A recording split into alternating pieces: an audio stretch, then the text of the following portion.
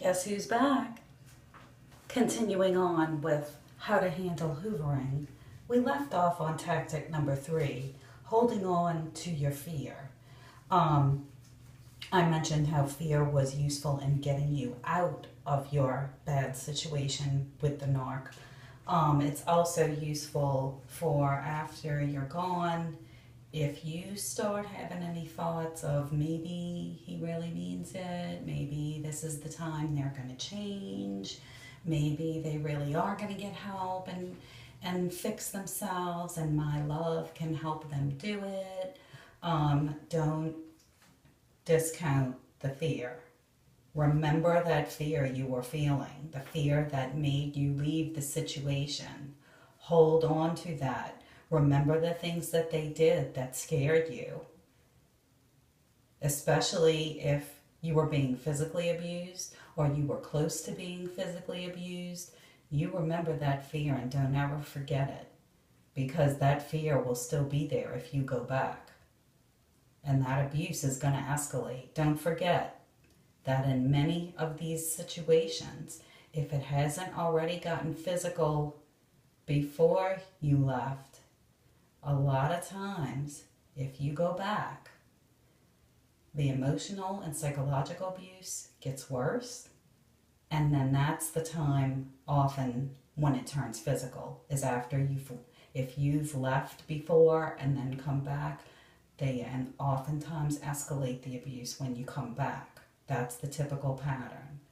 You also have to be careful and be mindful that a lot of attacks happen on victims after they've left their abuser because of the huge narcissistic injury that they've suffered from you leaving them. So fear can be a useful tool. Number 4, I had previously mentioned anger in the tactic number 2, using music. Don't suppress your anger. It's always bad to completely suppress anger and ignore it. You can't. You're going to need a good support system that you can vent to, whether it's a friend or family member, therapist. You can do a journal. Journaling's excellent. You can, if you don't feel like writing or typing a journal, you can use your voice memo app on your phone, and you can do an audio journal. I've done both, typed and audio journals. You can start a YouTube channel like myself and many others, and that's good also for connecting you with other survivors. Do not express the anger to the narcissist. I made this mistake several times after I left, and we had to interact, whether on the phone or in person, because of the children. Do not express anger to the narcissist. You want to gray rock that bitch as best as you can. It serves no purpose, because they want to see you get angry. They're going to try to gaslight you. They're going to try to push your buttons, and they're going to try to get you to engage. Don't take the bait. Don't take the bait. My therapist told this to me repeatedly when I was still in the situation, and I would always take his bait and fall for the gaslighting and the tricks and the pokes, and we would get into a huge circular argument. It serves no purpose and nothing gets solved because he's not listening. They don't listen to you when you talk. They just like to see you get all upset and frustrated and crazy. That's what makes them feel good. Don't take the bait. You just keep it shut, and you gray rock them as best as you can, and then you go vent to your friend or your family member or your audio journal or your YouTube channel, and you've got a number of outlets that you can vent that anger through. Don't take it out on other people. Don't express it to the narc. Um, and eventually your anger is going to subside. Like I'm getting to that point now, and I think I'm almost completely there where I don't feel the anger to him anymore. Um, I still have resentment, but I don't feel that rage when I think about him anymore. To the point now where I just kind of feel like he's pathetic and weak, and I don't really feel sorry for him because I have no more empathy left for him, and he got himself in the mess that he's in. So I'm just kind of indifferent at this point. I really don't care about him on a personal level. Um, so it does. It eventually subsides, and you're going to find you're going to feel better when that happens. Your stress level's going to go down, but it is a necessary step. Even Sam Vaknin says this in his videos. If you've read Sam Vaknin's book, I use it as like an encyclopedia, like a go-to reference manual, because it's way too long. The guy is so detailed. I mean, this thing is like over 600 pages long. There's no way you're going to have time to read this thing from cover to cover. But it has a handy dandy, especially if you get like the electronic version. It has a nice little index, and you can find the topic you're looking for and touch it, and it takes you right to the page.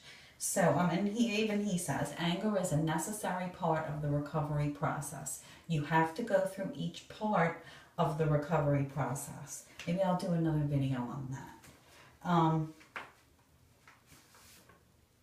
So, the anger's useful for getting you through the hoovering phase, but eventually you do have to leave the anger phase behind and move on, because if you stay in the anger phase, then you're going to go more to the NPD side of the spectrum, and it's going to start affecting your relationships with other people. So you want to use anger. It's a good tool, but you got to be careful with it.